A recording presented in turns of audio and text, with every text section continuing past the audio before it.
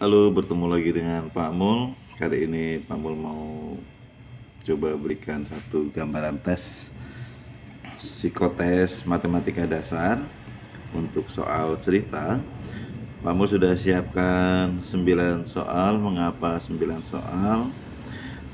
Itu adalah angka terbesar. Jika kalian ingin mendapatkan angka 10, tambahkan saja dengan satu niatan dalam bentuk doa, dan biarlah Tuhan yang akan mengabulkannya dan yang akan menambahkannya. Katakan amin ya, bisa dikatakan di kolom komentar ya. Oke, kita mulai dari nomor 1. Ini psikotes matematika dasar. Kita akan bicara tentang duit ya. Semoga kita semua akan selalu diberi kemudahan dalam hal keuangan ya. Oke, nomor 1. Ibu mempunyai uang 50.000, lalu membeli gula 4.000 dan garam 3.000. Berapa persenkah sisa uang ibu? Ya, kita akan kerjakan secara umum dulu dengan kondisi soal yang real.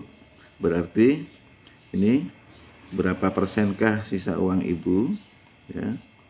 Ini sisa uangnya adalah, kita tulis dulu sisa uang 50.000 dikurangi dengan 7.000 ya, berarti dia tinggal 43.000. Lalu ketika kita bicara tentang persen, maka uang ini akan dibandingkan dengan uang sebelumnya. Jadi kita tinggal tuliskan ini ya, soalnya ini supaya tempatnya cukup ya. 43.000 per 50.000, ini adalah uang asalnya, dikali dengan 100%, begitu ya. Lalu ini boleh dicoret, kemudian 50 dengan 100-nya 1, 2, tinggal dikalikan 43 kali 2, 86% ya. Lalu ada hal lain yang bisa dilakukan, dan ini lebih sederhana. Sebetulnya di sini kita bicara tentang merubah bentuk pecahan biasa ke persen ya, bentuk pecahan biasa ke persen. Coba kita lihat. Di sini ada 43.000 per 50.000 ya. Ketika ini dicoret, karena kita akan bicara tentang persen, angka 50 atau berapapun yang ada di sini kita coba ubah menjadi angka 100. Kalau 50 berarti dikali 2, atasnya juga harus dikali 2, maka akan menjadi 86 per 100, sehingga menjadi 86%. Nah, seperti itu ya. Jadi kita boleh lakukan ini dengan konsep yang ini boleh, atau dengan yang di sebelahnya boleh. Dan jika angka-angka itu bukan kelipatan atau faktor dari 100, mungkin angkanya akan sedikit merepotkan. Tapi percayalah bahwa psikotes matematika dasar itu angkanya selalu akan diberikan angka-angka yang mudah untuk disederhanakan. Oke. Lalu nomor 2. Nomor 2 tentang aritmatika sosial ya. Andi menabung di bank sebesar 1,5 juta dengan bunga 12,5% per tahun. Besar tabungan Andi setelah 2 tahun. Berarti kita akan bicara di sini modal akhir, biasanya kita sebut dengan modal A, MA. Lalu modal awal itu disebut dengan M0 ditambah dengan bunga ya. Seperti itu. Lalu tuliskan saja ini 1.500.000 ditambah dengan bunganya. Kita tuliskan juga lagi menjadi 15 dikali dengan persen. Langsung kita rubah menjadi bentuk pecahan biasa. 25 per persen itu berarti menjadi 200 ya, karena ada 25 per 2 kemudian persen. menjadi 200. Lalu dikali dengan berapa tahun? 2 tahun, berarti kali 2. Kalau dia bulan, maka akan terjadi pembagian berapa bulan per 12. Begitu ya. Oke. Tuliskan lagi di sini 1.500.000 ditambah, baru kita sederhanakan. Ini boleh dicoret dulu. 1/8. Ini boleh dicoret 1/4. Lalu kita bagi nih. 15 dibagi 4.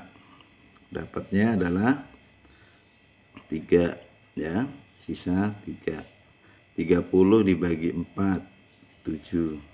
Oke, sisa 2. 20 nih sudah habis ya, 20 dibagi 4. Begini 5. Tinggal tambah 0. 1 2 3. Lalu ditambahkan ke sini. Berarti menjadi 1 8 7 5 0 0 0. Inilah uang tabungan Andi selama 2 tahun, akhirnya menjadi seperti ini. Oke. Ya. Ini sebetulnya mudah. Hanya terkadang yang membuat menjadi kita agak ini di waktu ya. Waktu ini kadang-kadang kita lupa. Ketika dia dituliskan 8, maka di sini dikali 8. Salah ya. Jadi 8/12. Nah, itu yang harus diingat. Lalu nomor 3. Nih, Pak Johan ingin menyumbangkan, nah ini kurang G, menyumbangkan ya. 48 ekor ayam, 72 kg beras, 96 bungkus minyak goreng kepada warga. Berapa paling banyak?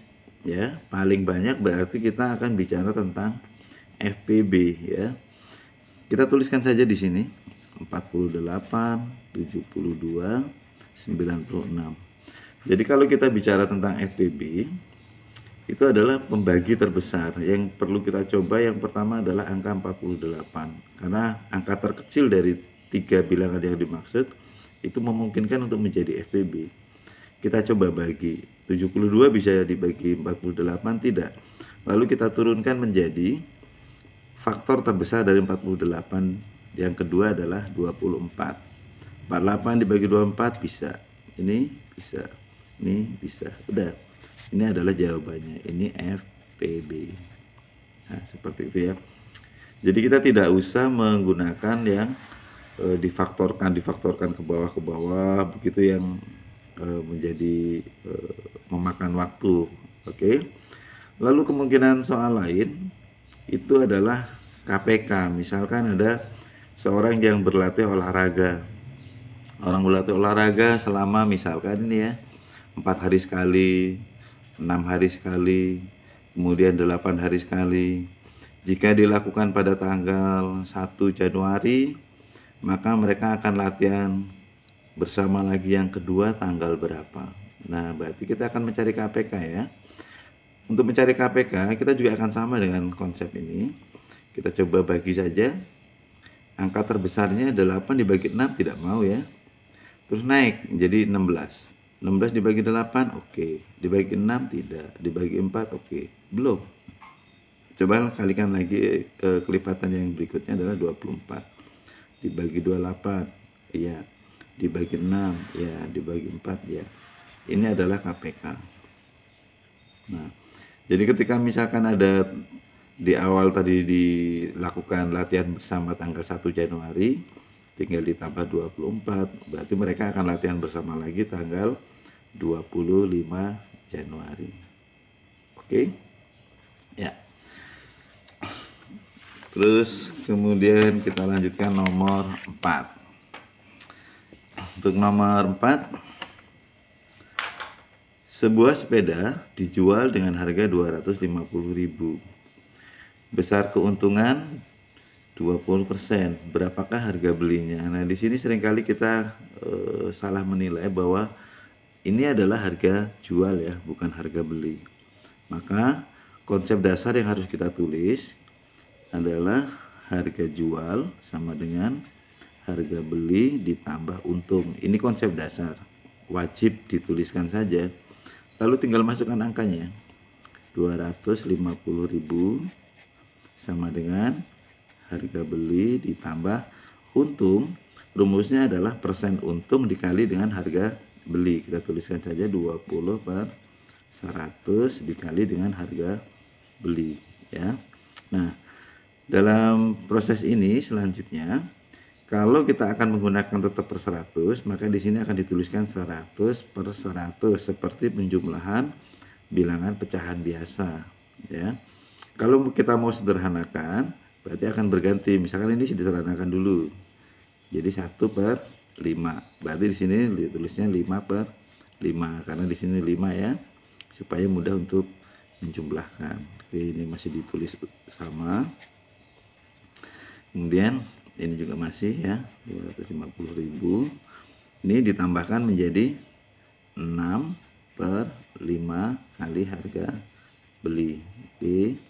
Lalu tinggal dibalik, harga belinya sama dengan 250.000 dikali ini dibalik 5/6.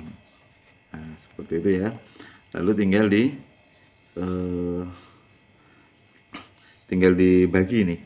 Ini kebetulan angkanya kurang baik ya, ini dibagi, nanti angkanya akan koma-koma. Oke. Ya, semoga nanti soalmu angkanya akan diberikan angka yang pas. Ya. Oke, nomor 5. Nomor 5, jarak kota P ke kota Q adalah 120 km. Akan ditempuh dengan sepeda motor dengan kecepatan 90. Berapa lama perjalanannya? Nah, dulu pernah dituliskan seperti ini ya. Jarak, kecepatan, waktu, biasanya pakai T ya, JKT begini. Kalau ditanya jarak berarti kecepatan kali waktu. Kalau ditanya kecepatan, jarak dibagi waktu. Nah, sekarang kita ditanya waktu, berarti sama dengan jarak dibagi dengan kecepatan. Seperti itu ya. Udah, tinggal dimasukkan saja angkanya, itu 120 km per 90 km per jam. Ini bisa dicoret, kenapa? Karena ininya berbalik, jadi km-nya menjadi di bawah ya, sehingga menjadi tinggal jam. Kenapa bisa dicoretnya ya? Lalu kita sederhanakan, coret, jadi ini tinggal 9/12 jam. Kita sederhanakan dibagi 3 ya, dibagi 3, 4/3, jadi 1/3 jam. Nah, begitu. Ya, mudah ya. Oke, lalu nomor 6. Ini yang sering belanja pasti sudah terbayang bagaimana cara menjawabnya ya. Harga baju dilabel. Dilabel itu maksudnya ada yang tertulis di kertas kecil yang bergantung ya. 270.000 dengan diskon 40%. Berapa yang harus dibayarkan ya? Yang harus kita bayarkan di kasir maksudnya. Berarti kita tinggal kurangi saja. 270.000 dikurangi 40/100 dikali 270.000. Oke, lalu coret nolnya, ya. Kemudian 270.000 dikurangi, tinggal dikalikan ya, 4 kali 27, kita tuliskan dari sini dulu 8, sisa 2, 8 tambah 2 10, nolnya 1 2 3, 1 2 3 ya. Tinggal dikurangi 270 dikurangi 108, tinggal tuliskan 0 0 0, ini 2 ya, tadi sudah keambil 1, 6. Oke, ini 1. Berarti yang harus kita bayarkan adalah 162.000 ya. Ini soal yang sederhana. Kita belum bicara tentang PPN, pertambahan nilai, Ya, nanti kalau kamu sudah bekerja, itu juga akan ada yang namanya PPh, pajak penghasilan. Lalu kembali ke PPN. PPN itu ada kesepakatan khusus, apakah PPN itu ditanggung oleh konsumen atau PPN itu pajak pertambahan nilai itu ditanggung oleh produsen. Jadi kalau misalkan sudah ditanggung oleh produsen, maka akan dikatakan bahwa harga ini sudah termasuk atau sudah ada kenaikan PPN. Kalau belum, berarti ini akan ditambah lagi dengan PPN 10% dari harga yang tertulis.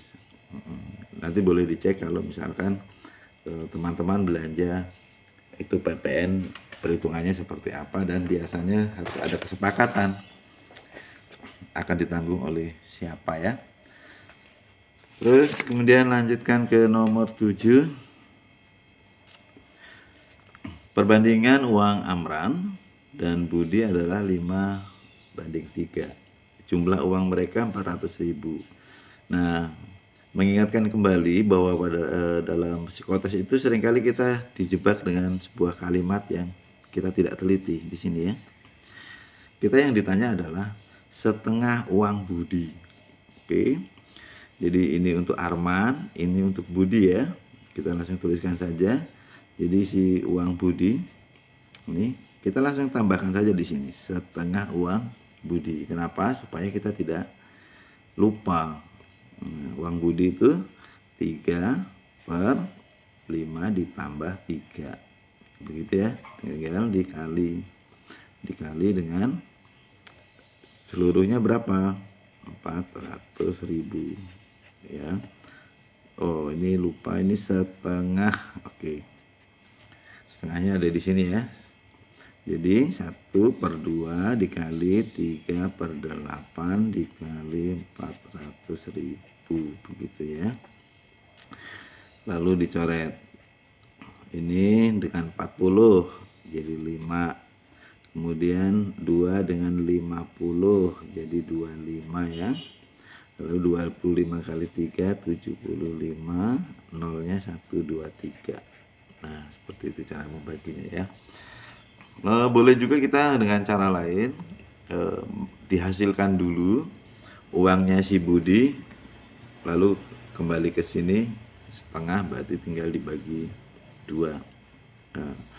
Silakan saja pilih yang mana yang menurut teman-teman lebih simpel ya. Oke. Kemudian nomor 8. Ayah berangkat ke kantor pukul 5.50. Kemudian sampai di kantor pukul sekian. Berapa lama perjalanan ayah? Ini dalam jam. Ya. Dalam soal-soal seperti ini sudah pasti angkanya itu akan sulit untuk dikurangkan. Ya, ini kan 7.35 dikurangi 50. Tidak mau dikurang ya. Maka kita akan langsung ubah supaya mudah untuk dikurang. Ini berubah menjadi 6 ya. Lalu 35 ini ditambah 60 menjadi 95. 60 dari mana? 1 jam itu 60 menit. Kemudian dikurangi dengan 50. Dikurang ya. Jadi mengurangkannya menjadi mudah. Oke. 1. Nah, ini berarti ini sudah bisa dituliskan 1 jam 45 menit. Nah, seperti itu ya penulisannya. Lalu yang diminta adalah dalam bentuk jam. Kita akan ganti ini menjadi 1 jam 45/60. Ini jam ya. Lalu sederhanakan dibagi 15, 3/4 ya. Jadi berapa lama perjalanan ayah? 1 3/4 jam. Oke. Nah, begitu. Jadi mesti hati-hati ketika dia dalam bentuk, biasanya rata-rata dalam bentuk pilihan ganda ya. Kita akan memilih mana jawaban yang benar. Kita cek terus ada kata atau kalimat apa yang bisa menjebak kita menjadi salah ya. Lalu soal nomor 9. Nah, ini yang sering krusial. Jadi di sini kita akan bicara tentang perbandingan berbalik nilai, ya. Ini soal-soal legend lah ya.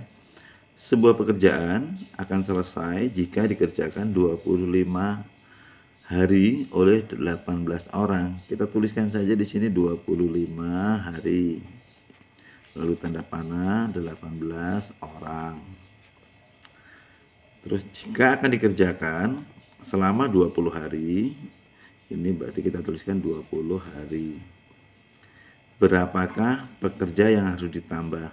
Nah, di sini orang seringkali salah menulis, dia langsung kasih X saja, sementara di pilihan ganda itu ada juga jawabannya. Maka supaya untuk mengurangi kesalahan, kita tuliskan ini 18 ditambah dengan boleh X, boleh Y, boleh apapun. Yang umum kita gunakan X. Nah, di sini baru X-nya dapat. Ya. Lalu bicara tentang berbalik nilai. Seperti apa sih yang dimaksud berbalik nilai? Orang biasanya akan mengalih nih, 25 dikali 18 itu hasilnya akan sama 20 dikali dengan X ditambah 18 ini. Itu boleh. Tapi secara konsep sebetulnya dia akan dituliskan menjadi 25 per 20 sama dengan yang dimaksud dengan berbalik ini dibalik. Jadi kita akan tuliskan menjadi dibalik seperti ini. Ya. Ini yang dimaksudkan dengan berbalik nilai. Nah, kalau yang senilai dia akan terus dituliskan lurus. Ya. Ini tetap berada di atas sebagai pembilang. Bisa dipahami ya yang dimaksud dengan konsep berbalik nilai.